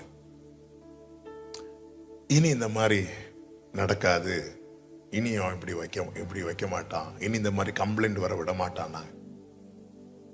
அன்பு சகலத்தை நம்பும். என்கிட்ட இனி ஒழுங்கா இருப்பிட ஒண்ணுமே கேட்கல, எதுவுமே கேட்கல. என் மேல அவங்க வச்ச அன்பு அவ்வளவு பெருசு. நான் அவங்கள நேசிக்கிறேன்னு அவங்க நினைச்சாங்க. இனிய வராது அப்படி சொல்லிட்டு என்னோட சின்ன வயசு டெஸ்டிமனி அங்க சொல்லி ஆண்டவர் பிரைஸ் பண்ணிட்டு அவங்க எழுதி போறாங்க. போகும்போது எங்க ஹெச்ஓடி கூப்பிட்டாங்க, இனி உங்க அப்பாவை இங்க வர வைப்பியா அப்படின்னு கேட்டாங்க. செகண்ட் இயர்ல ஃபர்ஸ்ட் இயர் செகண்ட் செமஸ்டர்ல.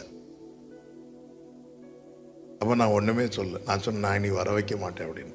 அப்ப அவர் திடீர்னு சொன்னார், இல்ல நீ வர வைக்கணும். இவர் ஏன் இப்படி சொல்றாரு? எதுக்கு வர வைக்கணும்? நீ கோல்டு மெடல் வாங்குறத உங்க அப்பா பார்க்க. சார் ப்ளீஸ் ப்ளீஸ், ஏற்கனவே இங்க எரிஞ்சிட்டு இருக்கிறேன், நீங்க அப்பா போயாச்சு. அதுக்கப்புறம் ஃபைனல் இயர் வர என்னுடைய நான் எதை மனசுல வச்சிட்டு இருந்தேன் தெரியுமா? எங்க அப்பாவை இனி ஒரு கம்ப்ளைண்ட் இங்க ரைஸ் பண்ணி நான் வர வச்சிடக்கூடாது. இனி ஒரு விஷயம் எல்லா டீச்சர்ஸும் வந்து நின்று எங்க அப்பா இப்படி இருக்கக்கூடாது. எங்க அப்பா ஒரு விஷயம் இப்படி இருந்ததை நான் பார்த்துட்டேன். ஃபைனல் இயர் அந்த லாஸ்ட் டே முடியும் போது நான் என்ன சொல்லிட்டு வந்தேன் தெரியுமா? எங்க அப்பாவை நான் வர வைக்கல. அதுக்கப்புறம் ஏன் தெரியுமா? எனக்கு எங்க அப்பாவை பிடிக்கும். உங்களுக்கு ஆண்டவர் உண்மையில பிடிக்கும்னா திருப்பி அந்த பழைய பாவத்தை செய்ய மாட்டீங்க. நீங்க செய்யறீங்கன்னா அவரை மறுபடியும் அவமானப்படுத்துகிறீர்கள்.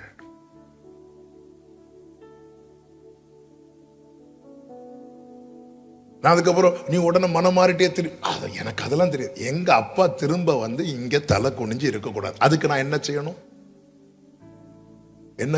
அசைன்மெண்ட் போட்டா உடனே அடுத்த நாளே கொண்டு வச்சிரு. அது நான் விரும்பி வைக்கிறேன்னு நினைக்கிறீங்க? இல்ல, எங்க அப்பாவுக்கு திருப்பி போன் போகும். ரெடியா இருக்கிறாங்க போனை வச்சுட்டு இவனை விழுங்கலாம் என்று. அப்படியே சிலர் இருப்பாங்க கிருபை பெற்றவங்க, இன்னும் மாட்ட மாட்டேங்கிறானே ஒன்லையும். நான் ஒரே இடத்துல அப்பாவை மட்டும் திரும்ப கூட, அப்பாவை மட்டும். ஏன்னா ஒரு விஷயம் என் கண்ணுக்கு முன்னாடி அவங்க இப்படி இருந்ததை நான் பார்த்துட்டேன். என்னால இப்படி இருக்கிறாங்க. ஆண்டவருக்காக அப்படி வைராக்கியமா இருந்த மனுஷன் என்னால என் காலேஜில் ஒரு விஷயம் இப்படி இருந்துட்டாங்க. எனக்கு அந்த காட்சியை வந்து என் கண்ணை விட்டு போகவே இல்லை. அதுக்கப்புறம் 6 செமஸ்டர் அந்த காலேஜில் படிக்கிறேன். ஒரு வாட்டி கூட எங்க அப்பாவை கூட்டிட்டு வர்றது மாதிரி நான் நடந்துக்கல. அதுக்கப்புறம் நீங்க ரொம்ப நல்ல பிள்ளை ஆயிட்டீங்களோ? ஒன்னும் ஆகல. இதுக்கு மேல நான் போயிட்டேன்னா எங்க அப்பாவுக்கு போன் பண்ணி தெரிஞ்சுட்டு நான் அதுக்கு மேல போக மாட்டேன். ஒரு வாட்டி இப்படிதான் திடீர்னு கிளாஸ் பசங்க, நாளைக்கு நம்ம எல்லாரும் கட்டடிச்சிருவோம் நாங்க. சரின்னு சொல்லிட்டு இந்த நியூஸ் வந்து எங்க மேடத்துக்கு போயிட்டு அவங்க சொன்னாங்க, யார் நாளைக்கு வரலையோ அவங்க எல்லாருமே வீட்டில இருந்து ஆளை கூட்டிட்டு வரணுங்க. வேற யாரும் வரல, நான் கிளாஸுக்கு போயிருக்கிறேன். ஐடியா போட்டது நான் தான். நான் போயிருக்கிறேன். 1/2 hour தாண்டில் ஒவ்வொருத்தரும் வரான். வந்து ஒருத்தன் சொல்றான், நீ எப்படி வருவேன்னு எங்களுக்கு தெரியும் சான்ஸ். ஏன்னா வீட்டில இருந்து அப்பாவை கூட்டிட்டு வரணும், நீ வந்துட்ட. எனக்கு எங்க அப்பாவை பிடிக்கும். அதனால அவங்க இன்னொரு விசை தலை குனிந்து இருக்க நான் விடக்கூடாதுங்கிறதுல உறுதியா இருந்தேன். அந்த அன்பு அதை செய்ய வச்சது. ஆனா அவர் அடிச்சா எனக்கு என்ன? அப்படித்தானே வாழ்ந்துட்டு இருக்கிறோம். அவர் அவமானப்பட்டா எனக்கு என்ன? பைபிள் தானங்க சொல்லுது அவர் மறுபடியும் அவமானப்படுத்துகிறோம். இந்த மோசே உறவை வேல்யூ பண்ணான். அதனாலதான் ஒவ்வொரு மோசேன்னு கூப்பிட்டா எழும்பி போயிடுவாரு. மலைக்கு ஓடுவாரு. மோசே மலை மேல ஏறுவாரு, அப்பா மலை மேல இறங்குவாரு. என்ன ஒரு உன்னதமான உறவு அது. நீங்க அவரோடு பழகிறதுக்காக நீங்க எழும்பி போங்க. அவர் எந்த இடத்துல நீங்க இருந்தாலும் அங்க வந்து அவர் இறங்கி இருப்பார். அது பத்ம தீவா இருந்தால் அவர் இறங்கி இருப்பார். அது 7 மடங்கு அக்கினி சூளையானால் அவர் அங்கே வந்து இருப்பார். ஹல்லேலூயா. உயிரின் ஊற்றே நீர்தானே, உண்மையின் வழியே நீர்தானே, உயிரின் ஊற்றே நீர்தானே, உண்மையின் வழியே நீ. கைகள் அப்படி உயர்த்தி, உறவின் பிறப்பே நீர்தானே, உள்ளத்தின் மகிழ்வே நீர்தானே, உறவின் பிறப்பே நீர்தானே, உள்ளத்தின் மகிழ்வே. நீங்க மட்டும் பாடுங்க, நீர் இல்லாத நீர்.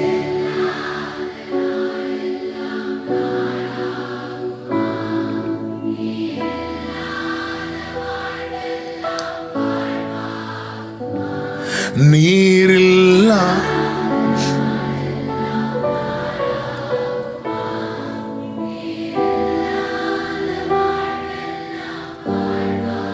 நேரம் போகிறதுனால கொஞ்சம் வேகமா ஒரு சில காரியங்கள் கூட நான் சொல்லி ஜெபிக்க விரும்புகிற. யாத்திராகமம் 24வது அதிகாரத்துல கர்த்தர் பேசுகிறார். எல்லாரும் நீங்க ஏறி வாங்க, தூரத்திலிருந்து பணிந்து கொள்ளுங்கள் அப்படின்னு சொல்லிட்டு 1வது வசனத்துல சொல்லுகிறார். அதுல 2வது வசனத்தை பாருங்கள். மோசே மாத்திரம் கர்த்தரிடத்தில் சமீபித்து வரலாம் அப்படிங்கிறார். எல்லாரையும் ஒரு லைன்ல நிறுத்துறார். மோசே நீ மட்டும் வா அப்படிங்கிறார். நீ வா மோசே. இப்ப மோசே ஏறி போகிறான். 15வது வசனம். மோசே மலையின் மேல் ஏறின போது ஒரு மேகம் மலையை மூடிற்று. இப்போ இந்த மேகத்துக்குள்ள யாரெல்லாம் இருக்கிறா தெரியுமா? மோசேயும் கர்த்தரும் மட்டும். 16வது வசனம், கர்த்தருடைய மகிமை சீனாய் மலையின் மேல் தங்கி இருந்தது. மேகம் 6 நாள் அதை மூடி இருந்தது. 7ஆம் நாளிலே அவர் மேகத்தின் நடுவிலிருந்து மோசேயை கூப்பிட்டார். அப்ப இந்த 6 நாளும் என்ன பேசிக்கிட்டாங்க? ஒண்ணுமே பேசல. ஆனா 2 பேரும் உட்காந்து மாறி மாறி இப்படி பார்த்துட்டே இருக்கிறாங்க. நமக்கு என்ன தெரியுமா? நம்ம பிரேயர் சொல்லவா, திடீர்னு இந்த சாரல் மழை பெய்யும் தெரியுமா? கடகடன்னு சவுண்ட் வரும், அதோட நிற்கும். அதே போல ஒரு 7 பாயிண்ட் நமக்குள்ள இருக்கும். சோத்திர சோத்திர சோத்திர சோத்திர ஆண்டவரே காத்துக்கொள்ளும். இப்போ நம்ம இப்போ ரிஜாய்ஸ் நடக்கல, அது ஒரு 5 பாயிண்ட். சோத்திர சோத்திர ஆண்டவரே இயற்கை அனுகூலமாக்கி தாரு. ஸ்தோத்திர ஆண்டவரே. ஆண்டவரே எல்லாரையும் கொண்டு வர. ஸ்தோத்திர ஆண்டவரே. ஆண்டவரே செய்தியாளர்களை வல்லமையாக பயன்படுத்தும். ஸ்தோத்திர ஆண்டவரே. பாயிண்ட் முடிஞ்சா இன்னும் 2 இருக்கா? ஆண்டவரே. ஆண்டவரே ஆகார தட்டுப்பாடு வராதபடி காத்துக்கொள்ள. ஸ்தோத்திர ஆண்டவரே. வேற அப்புறம் ஆண்டவரே போகும்போது எல்லாரும் அனலாய் போகட்டும். ஆமேன். முடிஞ்சது. பழகிறதுங்கிறது இப்படி கிடையாது. இது வந்து பிரேயர். பழகிறதுல பிரேயர் உண்டு. 2 பேரும் உட்கார்ந்து இருக்கிறாங்க. சில ரொம்ப க்ளோஸா இருக்கிறவங்க பேசுறாங்க, மணிக்கூர் கணக்கா பேசுவாங்க. சரி நீங்க என்ன பேசுறீங்கன்னு கேட்டு பாருங்க. நாங்க சும்மா பேசிட்டு இருந்தோம். ஒண்ணுமே இருக்காது. ஏன் இப்படி ஆண்டவர்கிட்ட பழக முடியல? பழகுவதற்கு எவ்வளவு இனிமையானவர் தெரியுமா? உம்மோடு செலவிடும் ஒரு நிமிடமும். ஒரு விஷயத்த சொல்ல, யூத் மீட்டிங்னால சொல்றேன், பரவாயில்ல, நீங்க என்ன நினைச்சாலும் பரவாயில்ல. என்னுடைய வீக்னஸ் எல்லாம் அவர்கிட்ட நான் ஓப்பனா சொல்லுவேன்.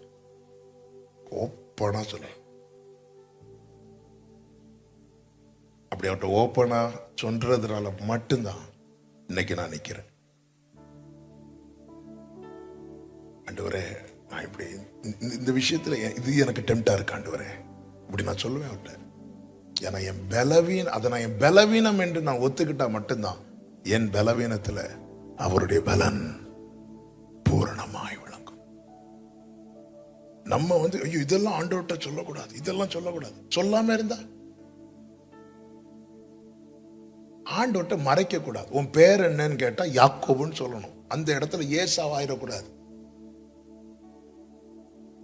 ஆண்டவர்கிட்ட எல்லாம் ஓப்பனா பேசி பழகணும். ஆண்டவரே, ஒரு சிச்சுவேஷன்ல என்னால வந்து ஒருத்தர் மன்னிக்க முடியல. நான் ஆண்டவர்கிட்ட ஃபைட் பண்ணிட்டே இருக்கிறேன். ஆண்டவர் எனக்கு அவங்களால மன்னிக்க முடியல. சர்ச்சில் உள்ள ஒருத்தாங்க ஆண்டவர் சொல்ற, நீ மன்னிக்கலைன்னா நீ வந்து பிரசங்கம் பண்ணுவ, நீ ஆராதனை நடத்துவ, ஆனா நீ ஸ்டேஜில் வந்து என் பிரசனத்தை அனுபவிக்கிற பாரு, அது மிஸ் ஆகும். பரவாயில்லையானார். உனக்கு பிரசங்கம் அது நான் உனக்கு கொடுத்த கிஃப்ட், அது போயிட்டே இருக்கும். பட் நீ மேடையில் நிற்கும் போது நீ அனுபவிக்கிற ஒரு பிரசனம் இருக்குல்ல, நீ என்ஜாய் பண்ற, அது மிஸ் ஆகும். பரவாயில்லையானார். இல்லாண்டவர் அது மிஸ் ஆயிட்டா நான் நின்ற மாட்டேன். அது மிஸ் ஆயிட்டேன்னா எனக்கு பிரசங்கம் ஓடாது. அப்ப நீ உங்களை மன்னிச்சுதான் ஆகணும். இல்லாண்டவரை எனக்கு மன்னிக்க முடியல, அவர் என்னை எப்படி பேசலாம் இப்படி அப்படி சொல்லிட்டு ஒரு நாள் பயங்கர தர்க்கம் ஓடிட்டே இருக்கு எனக்கு ஆண்டவர் கடையில. கொஞ்ச நேரம் தர்க்கம் ஓடிட்டு ஆண்டவர் கடைசி நீ மன்னிச்சுட்டா நான் அவன் கூட நிப்பேன்ட்டார்.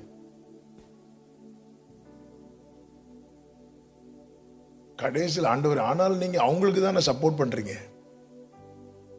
நீ மன்னிச்சுட்டு அவன் கூட நிப்பேனார். ஒரு ஊழியர் கூட்டம் நடக்குது. அந்த ஊழியர் கூட்டத்தில் நான் பின்னாடி போய் இருக்கிறேன். அங்க வச்சுதான் இந்த கான்வர்சேஷன் எனக்கும் ஆண்டவருக்கும் ஓடுது. அந்த ஊழியர் கூட்டத்தில் ஒரு ஊழியர் வர்ஷிப் பண்ணிட்டு இருக்கிறாரு. என்னால் பிரசனத்தையும் அனுபவிக்க முடியல. அப்ப நான் என்ன நினைச்சேன்னா, என்ன இவர் ஜெபம் பண்ணாம ஆராதனை நடத்த வந்துட்டாரோ, ஒரு பிரசனமே இல்லைன்னு. அப்புறம் பார்த்தா எல்லாரும் ஆவியில் நிறைஞ்சு ஆராய்ச்சிட்டு இருக்கிறாங்க, நான் மட்டும் இப்படி ட்ரையா இருக்கிறேன். அப்போதான் நமக்கு மட்டும்தான் பிரச்சனையோ அப்படி சொல்லிட்டு அவங்க வர்ஷிப் பண்ணிட்டு இருக்கும்போது உட்கார்ந்து இருந்து, ஆண்டவரே என்ன ஆண்டவரே என்னால் கனெக்ட் ஆக முடியலையே அப்படி இருக்கும்போது ஆண்டவர் அந்த பர்சனை ஞாபகத்தில் கொண்டு வந்தார். ஞாபகத்தில் கொண்டு வந்து அவங்கள நீ மன்னிக்கணும் அப்படின்னு. இல்லை ஆண்டவர் அவங்க என்னெல்லாம் பண்ணாங்க ஆண்டவரே, முந்தி நான் வழி தப்பியெல்லாம் நடந்தேன், அப்போ என்னை பற்றி பேசினா கூட பிரச்சனை இல்லை, இப்போ நான் உங்களுக்காக தான் ஆண்டவர் நிற்கிறேன், இப்போ நான் நிற்கிறத வச்சுல பேசிட்டு இருக்கிறாங்க, என்னால இப்படி ஆண்டவர் நீ மன்னிச்சுட்டா நான் கூட இருப்பேன். அன்னைக்கு மீட்டிங் 2:30 முடிஞ்சது. எனக்காக 2:30 முடிஞ்சது. யூஸ்வலாக 2 o'clock ஊழியர் கூட்டம் முடியும். அன்னைக்கு 2:30 முடிஞ்சது. அந்த லாஸ்ட் ½ an hour ஆண்டவர் சொல்லிட்டேன், நீ மன்னிக்கலைன்னா நீ இதுவரை அனுபவிச்சிருந்தது அனுபவிக்க முடியாது. அந்த மீட்டிங் முடிய 10 நிமிஷத்துக்கு முன்னாடி தான் ஆண்டவர் நான் மன்னிக்கிறேன் ஆண்டவரே அப்படி சொன்னேன் பாருங்க. ஒருத்தங்க நம்மளை ஹக் பண்ணா எப்படி இருக்கும், டைட்டா அப்படி இருந்துச்சு அந்த இடம் ஃபுல்லா. என்னால் தாங்க முடியாம ஓன்னு அழுதுட்டேன். அப்படி நான் அதை ஃபீல் பண்ணுவேன்.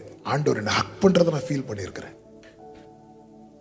என்னுடைய பர்சனல் ப்ரேயர்ல மேடையில் என்ன வர்ஷிப் பண்ணிட்டு இருக்கும்போது, ப்ரீச் பண்ணிட்டு இருக்கும்போது நான் அதை ஃபீல் பண்ணியிருக்கிறேன். அந்த அப்படி பின்னாடி இருந்து இப்படி டைட்டா ஹக் பண்ணுவார். எவ்வளோ என்ஜாய் பண்ணலாம் தெரியுமா பிரசன்ஸ்ல. உங்க லைஃப் அப்படி அந்த மெருக்கேட்டிட்டே இருக்கும் ஃப்ரூட்ஃபுல்லா. ஞானிகளை வெட்கப்படுத்த பைத்தியங்களை ஞானிகளை வெட்கப்படுவாங்க. ஆண் வாயில வச்சு பார்ப்பாங்க. எங்க பழைய ஏற்பாட்டில் வேலை ஆளே கிடையாதா? தாவீது மட்டும்தான் உண்டா? தாவீதை விட எல்லாத்துலயும் குவாலிட்டியான எத்தனை பேர் இருக்கிறாங்க தெரியுமா? ஆனா அவருக்கு தாவீதுனா தான் பிடிக்கும். ஏன்னா அவர் லவ்ல ஸ்கோர் பண்ணாள் தாவீது. விசுவாசத்துல தாவீதை விட ஆபிரகாம் டாப், பரிசுத்தத்துல தாவீதை விட யோசேப் டாப், பொறுமையில தாவீதை விட யோபு டாப். இப்படி எல்லாத்தையும் வச்சு பார்த்தா தாவீது தள்ளிதான் நிக்கணும். ஆனா பர்திமேயு நசரேனாகிய இயேசுவேன்னு கூப்பிட்டாலாம் நிக்க மாட்டார். தாவீதின் குமாரனே நின்னுட்டார். தாவீது பேரை யாருடா சொன்னது? அவ்வளவு பிடிக்கும் தாவீது. நம்ம எல்லாம் கீ செயின்ல ஜீசஸ்னு பேர் வச்சிருப்போம். அவரோட கீ செயின்ல டேவிட்னு பேர் வச்சிருக்கிறார். தாவீதின் திறவுகோல், தாவீதின் நகரம், தாவீதின் சிங்காசனம், தாவீதின் குமாரன். ஏன்னா தாவீது ஃபுல்லா லவ் மோட்லயே இருப்பார். என் பலனாகிய கர்த்தாவே நான் உம்மில் அன்பு கோருகிறேன். இப்படியே உம்மை பார்க்க ஆசையா இருந்து, அவருடைய ஆசையெல்லாம் என்ன தெரியுமா? ஆசையெல்லாம் நீர்தானையா, தேவையெல்லாம் நீர்தானையா, ரட்சகரே இயேசுநாதா தேவையெல்லாம் நீர்தானே, ரட்சகரே இயேசுநாதா தேவையெல்லாம். மோசே போய் உட்கார்ந்து இருக்கிறார். ஆண்டவர் 6 நாள் இருந்து மோசே அப்படின்னு கூடுறார். ஆண்டவரோடு இப்படி பழகிறதுக்கு நீ வந்துட்டேனா? இப்ப மோசே உண்மையை பாருங்க. மோசே திக்கு பேசுற ஆளு. மோசே ஏதாவது சொல்லணும்னா ஆரோனுடைய சப்போர்ட் தேவை. கையை ரொம்ப நேரம் தூக்கி வைக்க இந்த மோசேக்கு முடியாது. மோசே இங்க வானா அங்க போறதுக்கான கூட்டம் தான் இருக்கு. எல்லா சைட்லயும் வீக்னஸ் தான். ஆனா மோசையின் முகம் பிரகாசித்தது. ஏன்? அப்பாவோடு உறவு. நீ ஒரு ஸ்டெப் எடுத்து வை, மீதி அவர் பார்த்துப்பார். அவருடைய இழுத்து கொண்டு போவார். நான் அவளை நயங்காட்டி அவளை வனாந்திரத்துக்கு அழைத்து கொண்டு போய் அவளோடு பட்சமாய் பேசி, ஆண்டவர் அதை விரும்புகிறார். இந்த மோசே பார்த்தீங்கன்னா யாத்திராகமம் 32வது அதிகாரத்தில் நீங்க எடுக்க வேண்டாம், நான் சொல்லி ஜெபிக்க விரும்புகிற நேரம் போயிட்டு. மோசே ஜெபித்து விட்டு மலையிலிருந்து இறங்கி வரும்போது கீழே ஜனங்க என்ன பண்ணாங்க தெரியுமா? கர்த்தரை ஒதுக்கி வச்சுட்டு ஒரு கன்று குட்டியை உண்டு பண்ணி வைக்கிறாங்க. மோசே என்ன பண்ணார் தெரியுமா? அதெல்லாம் அடிச்சு உடைச்சிட்டு பாளையத்துக்குள்ள இருந்த கூடாரத்தை பெயர்த்து பாளையத்துக்கு வெளியே கொண்டு போய் போடுகிறான். பாளையத்துக்குள்ள 6 லட்சத்துக்கும் அதிகமான ஜனங்க இருக்கிறாங்க. பாளையத்துக்கு வெளியே ஒருத்தரும் கிடையாது. மோசே என்ன பண்ணார் தெரியுமா? கூடாரத்தை பெயர்த்து வெளியே போட்டான். என்னதுன்னு அர்த்தம் தெரியுமா? நீங்க எத்தனை லட்சம் ஜனங்கள் இருந்தாலும் என் ஆண்டவருக்கு ஸ்தானம் இல்லாத இடத்துல இந்த மோசே இனி இருக்க மாட்டான். எங்க என் ஆண்டவர் கனவீனம் பண்ணப்படுகிறாரோ அந்த இடத்துல எனக்கு கோடி தந்தாலும் இந்த மோசே இருக்க மாட்டான் என்று சொல்லி கூடாரத்தை பெயர்த்து பாளையத்துக்கு வெளியே போட்டான். இதுதான் மோசே. ஆண்டவர் துன்மார்க்கருடைய ஆலோசனையில கர்த்தர் இருப்பாரா? இருக்க மாட்டார். மோசே அங்க இருக்க மாட்டார். பாவிகள் வழியில மோசே நிக்க மாட்டார். ஏன்னா அங்க ஆண்டவருக்கு ஸ்தானம் இல்லை. பரியாசக்காரர் உட்கார கூட்டத்துல எங்க ஆண்டவருக்கு ஸ்தானம் இல்லையோ அங்க அதனால எனக்கு என்ன இழப்பு வந்தாலும் பரவாயில்ல, நான் இருக்க மாட்டேன். எங்க பாளையத்துக்குள்ள லட்சக்கணக்கான ஜனங்க இருக்கிறாங்க. ஒரு லீடருக்கு இதுக்கு மேல நீ என்ன வேணும்? அப்ப அதுதானே காங்கிரிகேஷனை ப்ளீஸ் பண்ணதானே. ஆரோன் வந்து காங்கிரிகேஷனை ப்ளீஸ் பண்ண பார்த்துட்டு இருக்கிறான். மோசைக்கு அது மேட்டரே கிடையாது. ஏன் இந்த காங்கிரிகேஷன்ல எப்போ வந்துச்சு? 40 வருஷம் மோசே வனாந்திரத்தில் இருந்தார். யாராவது தேடி வந்தாங்களா? ஆனா அதே மோசே உறவாட 40 நாள் போனதும் ஜனங்கள்லாம் மோசையை தேட ஆரம்பிச்சாங்க. பாத்தீங்களா? உன்னை யாரும் தேடலன்னு அதுக்கு காரணம் நீதான். 40 நாள் மோசே மலைக்கு மேல போறான். ஜனங்களும் பதற ஆரம்பிக்கிறாங்க. மோசைக்கு என்னாச்சோ என்னாச்சோ என்னாச்சோ? ரீசன் என்ன? அங்க கான்டாக்ட்ல இருக்கிறார் மோசே. என்ன யாரும் தேட மாட்டேங்கிறாங்க, என்ன யாருக்கும் பிடிக்க மாட்டேங்குது. நான் ஊழியத்துக்கு அர்ப்பணித்த ஆரம்பத்துலலாம் எனக்கு மினிஸ்ட்ரினா என்ன, சாட்டர்டே ஈவினிங் யூத் வர்ஷிப் பண்ணுவோம். சண்டே வர்ஷிப்ல 15 நிமிஷம் வர்ஷிப் பண்ணுவேன். இவ்வளோ தான் மினிஸ்ட்ரி. கேட்டால் ஃபுல் டைம் ஊழியக்காரன். அப்படியே உட்காந்துரு. என்ன ஆண்டவரே இது? ஒரு நாள் ஆண்டவர் லைனை காட்டி கொடுக்குறார். மார்க் 1:35 இயேசு அதிகாலையில் இருட்டோடு இருட்டா எழுந்து அவர் ஜெபிக்க போகும்போது சீஷர்கள் வந்து இயேசு கிட்ட சொல்றாங்க, ஜனங்கள் எல்லாரும் உம்மை தேடுறாங்க அப்படின்னு. ஆண்டவர் இதை காட்டி கொடுத்தார். இங்க பாரு, நீ என் கூட நெருங்கு, வரும் உனக்கு அழைப்பு. இதுதான் ஆண்டவர் மினிஸ்ட்ரியில காண்பித்து தந்து என் லைஃபே மாத்தினது. அதுதான். நீ யாரையும் தேடி போக தேவையில்லை. இங்க பாரு, இயேசு இருட்டோடு இருட்டா எழுந்து அப்பா கிட்ட பேச போறாரு. சீஷர்கள் சொல்ல, ஜனங்கள் எல்லாரும் உம்மை தேடுகிறார்கள், உம்மை தேடுகிறார்கள். ஆரம்பத்திலலாம் கஸ்டமர் கேர்ல இருந்து போன் வந்தா கூட ஸ்தோத்திரத்தோடு எடுப்பேன். ஆண்டவர் எங்க இருந்து அழைப்பு வருதோ தெரியல, போன் வர ஒழுங்கு மரியாதை ரீசார்ஜ் பண்ணுன்னு. இப்போ போன் எடுக்கிறதுக்கு நாட்கள் தனியா இருக்கு. உயர்த்துறது மேன்மைப்படுத்துறது ஆண்டவருக்கு விஷயம் கிடையாது. ஆண்டவருக்கு விஷயமே உறவு தான். உறவு. 40 வருஷம் மோசே யாராவது தேடினாங்களே, ஏன் தேட வைக்கல மோசே? நீ இப்ப 40 இன்னும் வாரேன்னு சொல்லிட்டு மேல போனாரு. மோசைக்கு என்னாச்சோ, மோசைக்கு என்னாச்சோ, மோசைக்கு என்னாச்சோ? உன்னை மிஸ் பண்ணணும். நீ இல்லைன்னா உன் வீடு ஒன்னு மிஸ் பண்ணணும், உன் சர்ச் ஒன்ன மிஸ் பண்ணணும். அப்படி மிஸ் பண்ணலைன்னா நீ அந்த அளவுக்கு தாக்கத்தை உண்டாக்கலன்னு அர்த்தம். எப்படி தாக்கத்தை உண்டாக்க? 2 பேரும் தாக்கிட்டு வரணுமா? இல்ல, உறவு. உறவு. நீ 1000 பேரில் ஒரு ஆளா இருக்கலாம், 1,00,000 பேரில் ஒரு ஆளா இருக்கலாம். ஆனா நீ இல்லைன்னா அங்க சம்திங், ஐயோ இவங்க இருந்திருந்தா உன்னை பத்தி பேசணும், உன்னை பத்தி சொல்லணும். அப்படி ஒரு தாக்கத்தை உன்னால உண்டாக்க முடியும் அவரோடு உறவுல உறுதியா இருந்தா. வெஸ்லி ஐயா ஒரு பாட்டு எழுதியிருக்கிறார். நீங்க பிரியப்பட ஏதாவது நான் செய்யணும், இவன் சாதித்தான் என்று ஊர் சொல்ல என் கண்களை மூடணும், இவன் சாதித்தான் என்று ஊர் சொல்ல. சும்மா அப்படி போயிடக்கூடாது. ஆண்டவரே ஒரு தாக்கத்தை உண்டாக்கணும். இந்த மோசே அப்படிதான் தாக்கத்தை பாரா. ஜனங்கள்லாம் இருக்கிறாங்க. ஆரோன் சொல்ற, உமக்கு தான் இந்த ஜனங்களை பத்தி தெரியும்ல, எனக்கு அதெல்லாம் தெரியாது. என் அப்பாவுக்கு இங்க ஸ்தானம் இல்லையா? அந்த ஃபெலோஷிப் எனக்கு தேவையில்லை. கூடாரத்தை பேர்த்து வெளியே போட்டான். வேதம் என்ன சொல்லுகிறது தெரியுமா? ஒரு பக்கம் லட்சக்கணக்கான ஜனங்கள், இன்னொரு பக்கம் பாளையத்துக்கு வெளியே மோசே கூடாரத்தை பேர்த்து போடுகிறான். கர்த்தர் எங்க இறங்கினார் தெரியுமா? இந்த கூடாரத்தில் இறங்கினார். நீ கர்த்தருக்காக நிற்பாய் என்றால் உலகமே எதிர்த்தாலும் கர்த்தர் உனக்காக அந்த இடத்துல வந்து நிற்பார். இப்போ கர்த்தர் சொல்றார், என் கண்ணில் உனக்கு கிருபை கிடைச்சது மோசே. மோசே இப்போ என்ன கேட்டிருக்கலாம் தெரியுமா? ஆண்டவரே ஒருத்தன் என்ன மதிக்க மாட்டேங்கிறான், பயம் காட்டுங்க ஆண்டவரை. கேட்டிருக்கலாமா? கேட்டிருக்கலாம். ஆண்டவரை இனியாவது என் நாக்க தொடுங்க ஆண்டவரை. கேட்டிருக்கலாமா? கேட்டிருக்கலாம். ஆண்டவர் என் கையை கொஞ்ச நேரம் தூக்கி வைக்க முடியல, ஸ்ட்ரென்த் கொடுங்க ஆண்டவரை. கேட்டிருக்கலாமா? கேட்டிருக்கலாம். என்ன மோசே உனக்கு வேணும்? உம்முகம் பார்க்கணுமே, உம்மழகை ரசிக்கணுமே, உம்முகம் பார்க்கணுமே, தரிசிக்கணுமே, பாதம் அமரணுமே, பாதம் அமரணுமே, விருப்பம் அறியணுமே, நானும் விருப்பம்.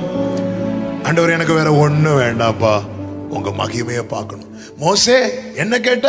மகிமையை பார்க்க. என் மகிமையை பார்த்தா நீ செத்துருவ. செத்துட்டு போறேன், நான் மகிமையை பார்க்கணும். நீங்க அவர்கிட்ட பழகிட்டே இருந்தீங்கன்னு வைங்களேன், உங்க மற்ற ஆசையெல்லாம் போயிடும்.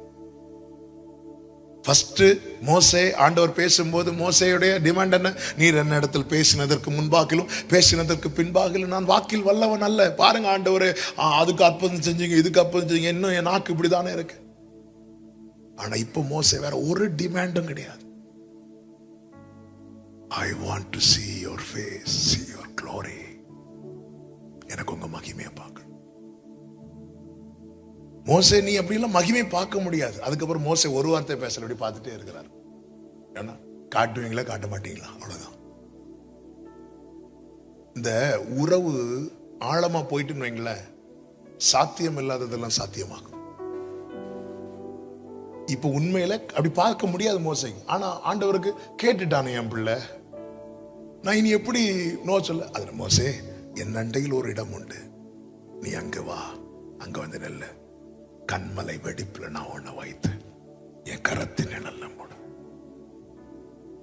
நீ காலையில ஆயத்தமாகி வா, அதிகாலையிலேயே நீ ஆயத்தமாகு, ரெடி.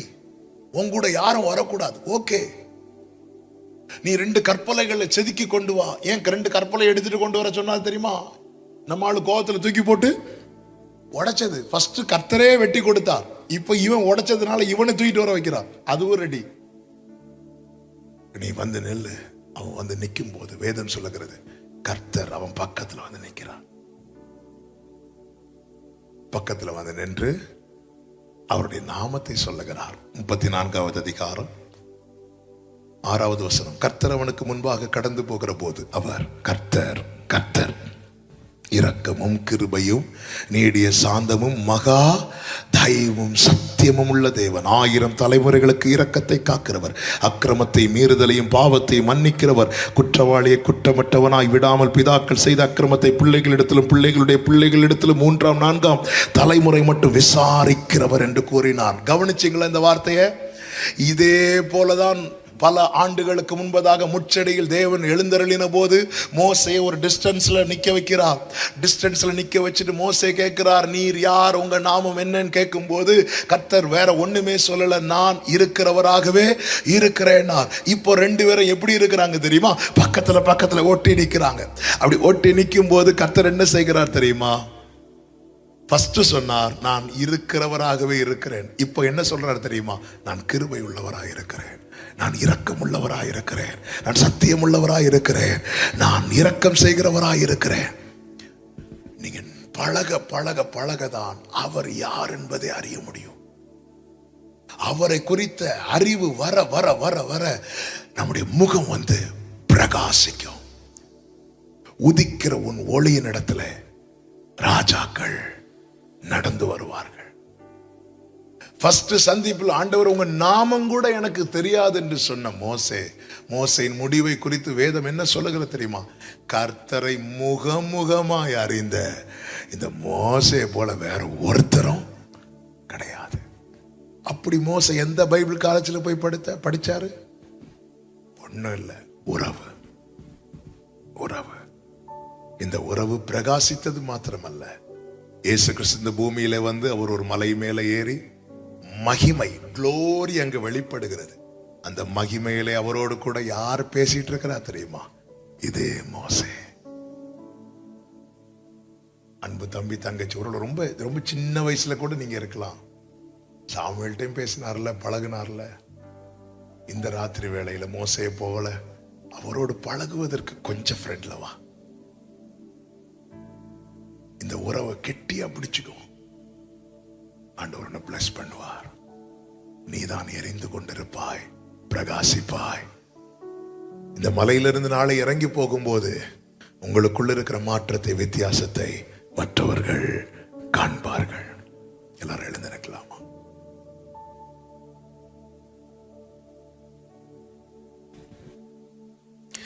ஏசையா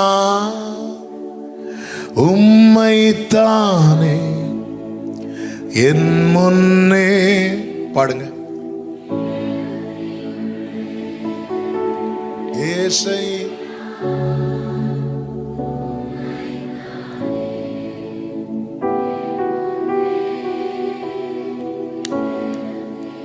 உம்மோடு உம்மோடு இருப்பதுதான் உள்ளத்தின் வாஞ்சையா. கண்களை மூடி இந்த வார்த்தை இருதயத்திலிருந்து சொல்லுங்க. உம் சித்தம் செய்வதுதான் இதயத்தின் ஏக்கமையா. உம்மோடுன்னு சொல்லுங்க. உம்மோடு இருப்பதுதான் உள்ளத்தின் வாஞ்சையா. உம் சித்தம் செய்வதுதான் இதயத்தின். ரெண்டு கைகள் அப்படி உயர்த்தி ஏசையா ஏசையா உம்மைத்தானே என் முன்னே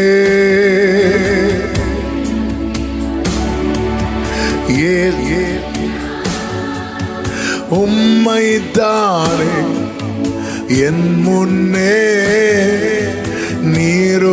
ஏசையா ஏசையா உம்மை என் முன்னே நீருத்தியுள்ளேன். ஏசையா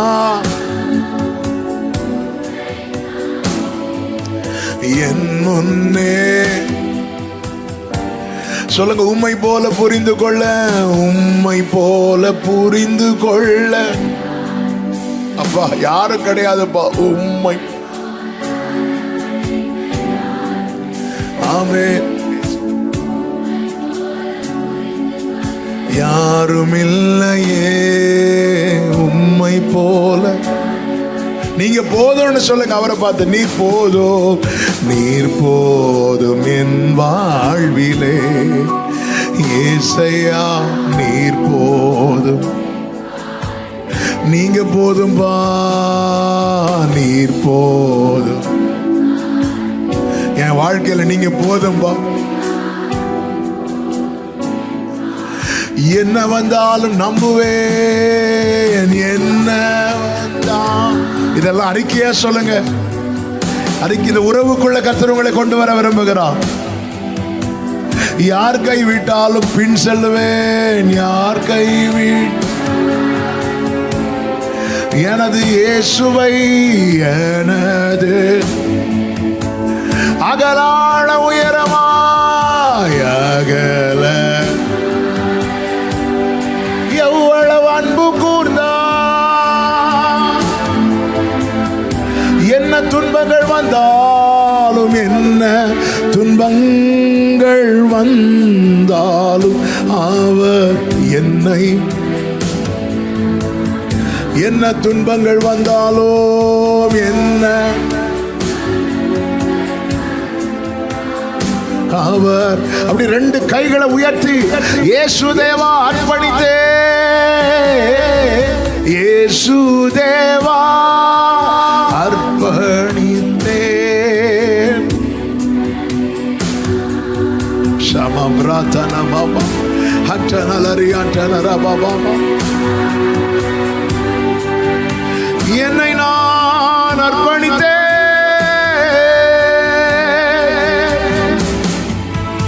ஏற்றுக்கொள்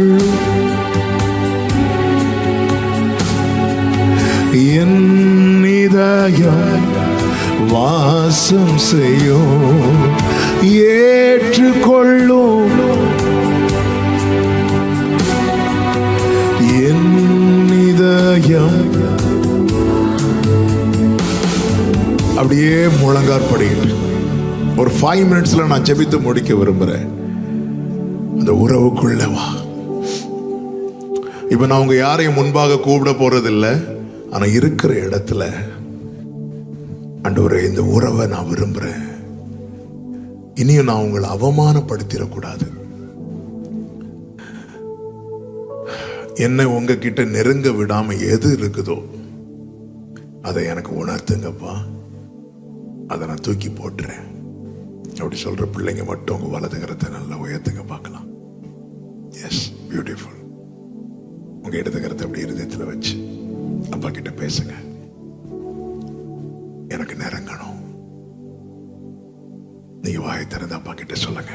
உங்களுக்கு தெரியும் எது எது உங்களை ஆண்டவர்கிட்ட நெருங்க விடல. ஆண்டவர் கேட்பாரு, இது என்னது? அதை மட்டும் நீ கீழே போட்டுரு. நீ நல்லா இருப்பமா, நீ நல்லா இருப்ப.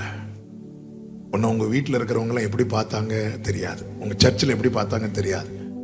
ஆனா நீ பிரகாசிக்கும் போது உன்னைதான் பெரிய பிளெஸிங்காவே பார்ப்பாங்க. ஆமென். உன்னை பெற்றெடுத்ததுக்கு உன் பெற்றோர் கர்த்தர் அவ்வளவு மகிமைப்படுத்துவாங்க. உன் சர்ச்சு உன்னை கொண்டாடும். ஆண்டவர் உன்னை ஆசீர்வதிப்பார். ஆண்டவரோட உயர்த்துவார். ஆண்டவருக்கு தேவை வேற ஒண்ணுமே உன்கிட்ட கேட்கல, உறவு. அப்ப உங்க கூட நான் நெருங்கணும், உங்க கூட நான் பழகணும்.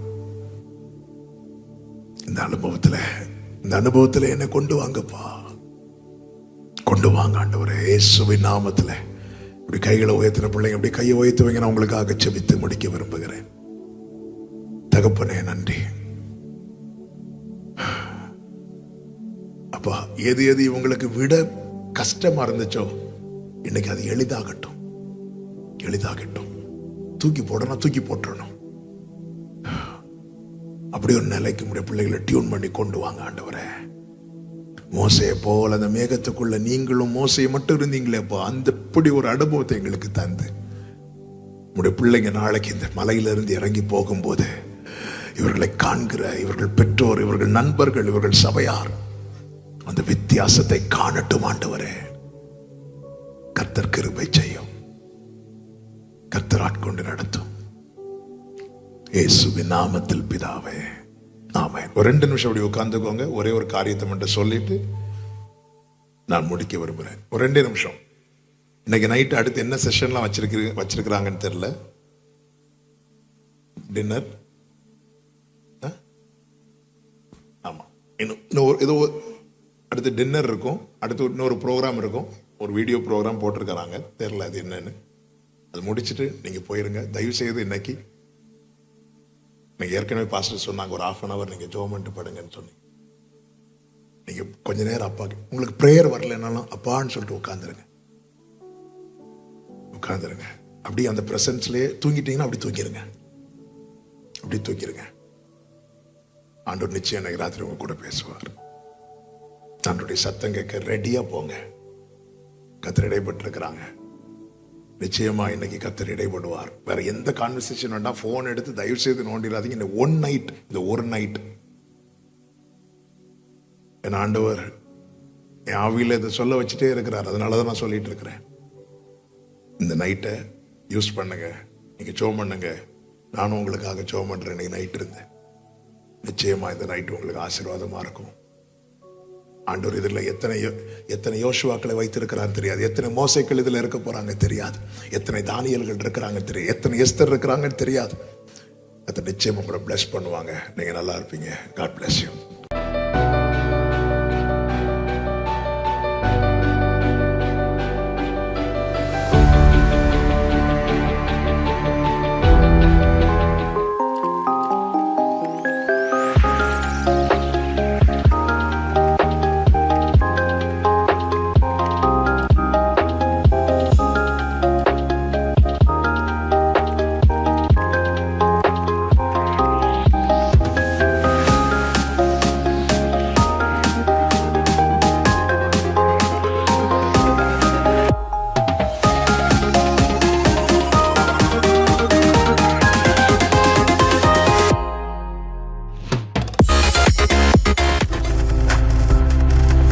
நீங்கள் பார்த்துக் கொண்டிருப்பது உங்கள் ஜாய் டிவி. உங்கள் துக்கம் சந்தோஷமாய் மாறும்.